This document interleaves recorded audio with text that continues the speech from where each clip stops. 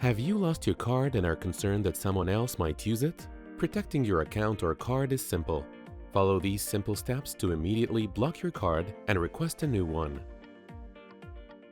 Step 1. Open the My e&. app. Open the My e&. app where you will find two options.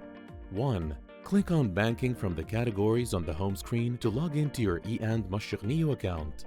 2. Click on Money at the bottom of the screen and follow the steps. Step 2. Log in to e&Mashreq. Enter your login credentials. Step 3. Bank account. Choose your bank account.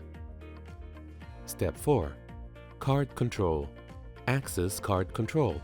Step 5. Block and replace. Click on Block and replace card. Step 6. Selecting a reason. Select the reason for blocking or replacing your card. Then click on Block and replace my card.